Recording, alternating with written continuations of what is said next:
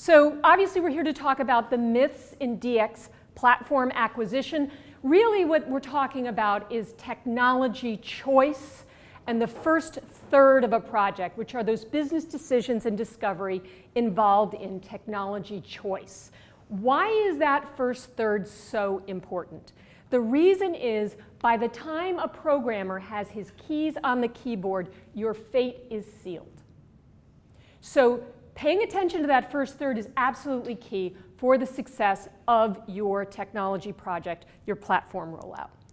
Okay, first myth, that you can reach consensus in your technology choice. People have this idea in their minds, they're going to get all the right people in the meeting room, they're going to get the techies in the meeting room, and everybody is going to assess the information and they're going to come to the right choice about their technology acquisition. Well, here's what technology choice discussions really look like. Frankly, that's way too soon for me, so this is better.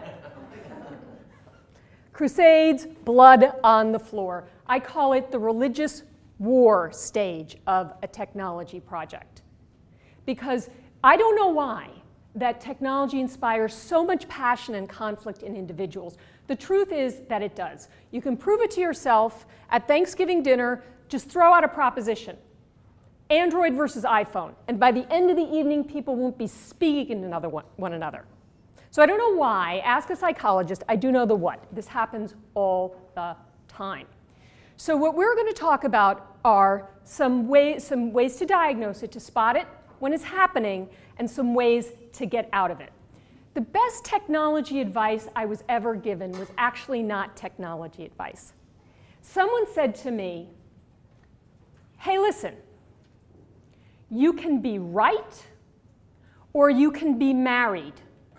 Pick one. And oftentimes people in the room go and they're remembering the conflict from last night. The reason why this is such a great piece of technology advice is twofold. One, like a marriage, you are going to need to stay in a relationship with the people in your company, the people doing this platform rollout, for a very long time.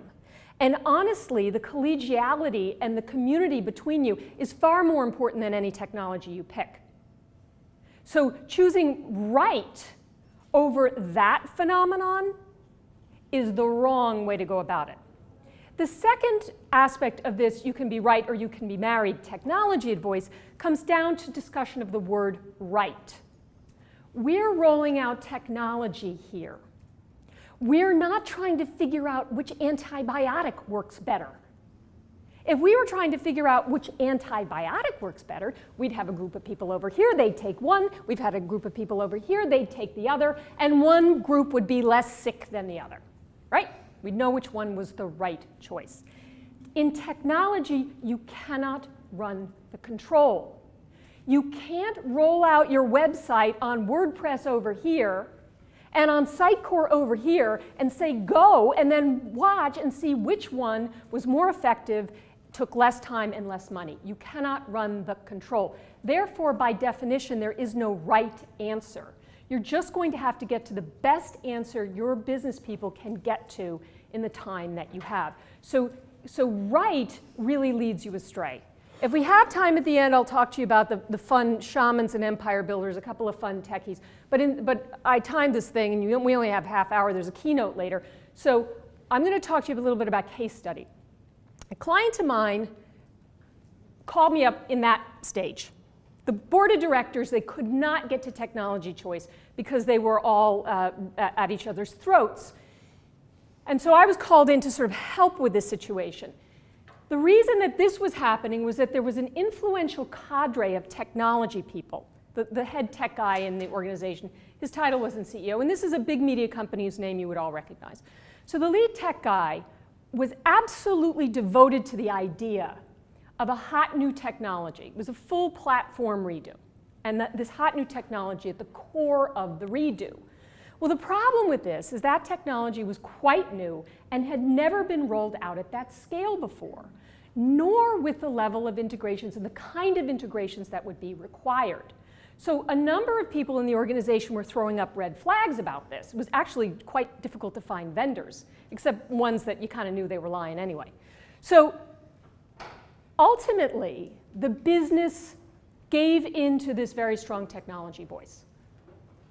And there was a reason for this. This guy, he was a sweetie pie. He was beloved in the business. He'd gotten through them through a lot of technology issues. He was a really nice guy.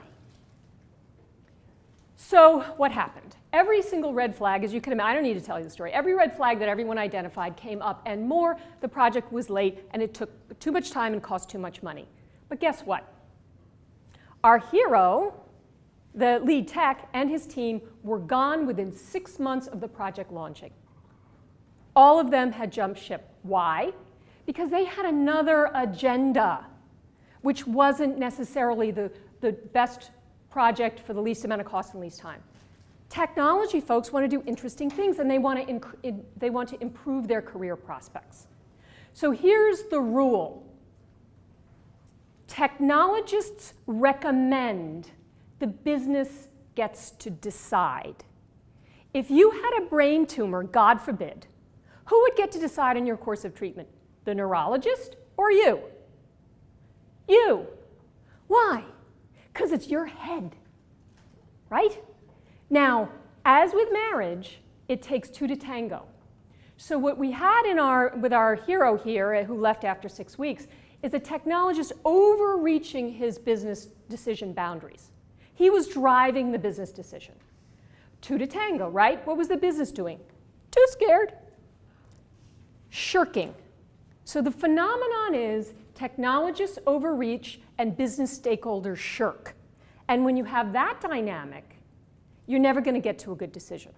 So the business people need to step up and own the decision, no matter how ill-equipped that you feel. You don't understand neurology and neurosurgery, but I bet you if you had something going on in your head, you would. So the rule is techies, even the CIO, technology people recommend the business must decide. Myth number 2.